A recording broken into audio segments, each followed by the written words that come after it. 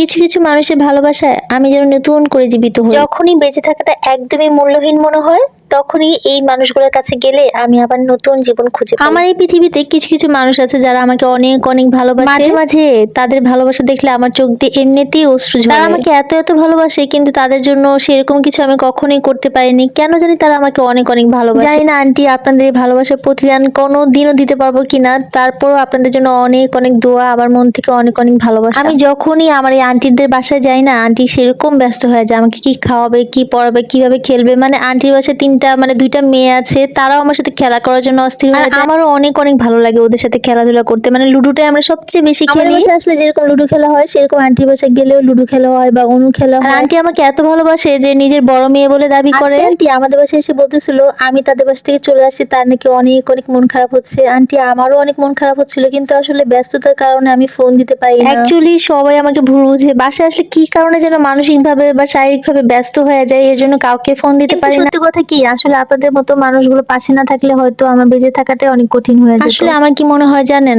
আমার জীবনটা না অনেক কঠিন, তারপর আমি এটাকে সাজিয়ে গুছিয়ে অনেক সহজ করার চেষ্টা করি, কিন্তু তারপর না মাঝে মাঝে হার মেনেই যাই, পারি না, একদমই পারি না। যাই হোক, দুঃখ কষ্ট সবকিছু মিলেই মানুষকে বেঁচে থাকতে হয়। কারো দুঃখের পরিমাণটা বেশি, কারো সুখের পরিমাণটা বেশি, সবাইকে সবকিছু মেনে নিতে হয়। আল্লাহ তাআলা আমাদের যাকে যেভাবে রেখেছেন আলহামদুলিল্লাহ আমরা সবাই সেভাবে অনেক অনেক ভালো আছি। আন্টি তো আমাকে বড় মেয়ে বলে দাবি করে, বড় মেয়ের কোনো দায়িত্ব আমি পালন করতে পারিনি, কিন্তু ইনশাআল্লাহ ইন ফিউচার অবশ্যই চেষ্টা করব জান্নাত সিফার বড় বোন হওয়ার জন্য। আজকে আমার আম্মু আমাকে নিয়ে অনেক গল্প করতেছিল। কখনোই আমার আম্মু এভাবে করে কথা বলে না আমাকে নিয়ে, কিন্তু আজকে বলতেছিল, হয়তো পিছনে বসে বলে, আমি হয়তো জানি না, আজকে আমার কানে আসছে তাই বলতেছি। আমি অনেক কিউট, অনেক সুন্দর ছিলাম, যেখানেই যেতাম সবাই আমাকে বলতো যে আপনার মেয়েটাকে আমাকে দিয়ে দেন, অনেক কিউট, অনেক লক্ষ্মী একটা মেয়ে দেন, আমরা পালবো, বড় করবো। একদম সত্যি কথা যে আমি অনেক সুন্দর, মানে লক্ষ্মী একটা মেয়ে ছিলাম। সুন্দর কিনা জানি না, কিন্তু অনেক মায়াবী আর লক্ষ্মী একটা মেয়ে ছিলাম। আমার আব্বু আমাকে অনেক আদর করতো। আমি খুবই সহজ সরল, খুবই হচ্ছে কি শান্তশিষ্ট ছিলাম, এর জন্য সবাই আমাকে পছন্দ করতো। কাউকে কখনোই বিরক্ত করা, কষ্ট দেওয়া এরকম কিছুই আমার মধ্যে ছিল না। কেউ আমার ব্যবহারে কষ্ট পাবে এই ব্যাপারগুলো আমি খুবই ফলো করতাম। মানে আমি এই জিনিসগুলো করতামই না, যে কোনো কারণে কেউ আমার প্রতি বিরক্ত হোক, কষ্ট হোক, মানে এটা আমি কখনোই চাইতাম না। ছোটবেলা থেকে আমি এগুলো খুব খেয়াল করতাম, কিন্তু কিছু কিছু বিষয় আছে যে আমি একদমই সহ্য করতে পারি না, তখন আমি রাগ হয়ে যাই বা আমি নিতে পারি না, তখন আমি একটু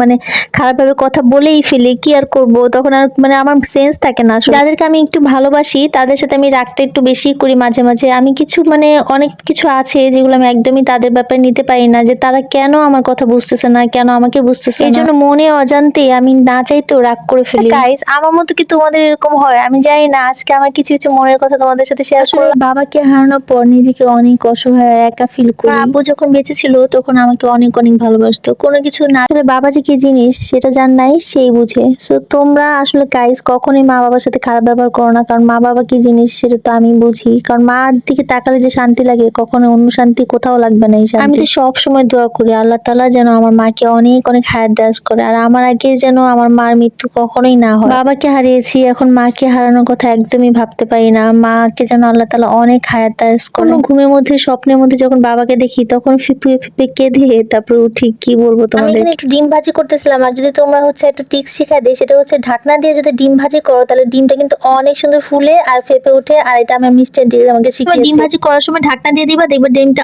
অনেক সুন্দর ফুলে যাবে। আমি আসলে ঠিকমতো দিতে পারিনি, এর জন্য এরকম হয় নাই, তা অল্প একটু ফুলে। গাইস, সবাই ভালো থেকো, সুস্থ থেকো, আমার জন্য, আমার আম্মুর জন্য অনেক অনেক দোয়া করো, আমার বোনদের জন্য অনেক অনেক দোয়া করো। Thanks for watching, tata.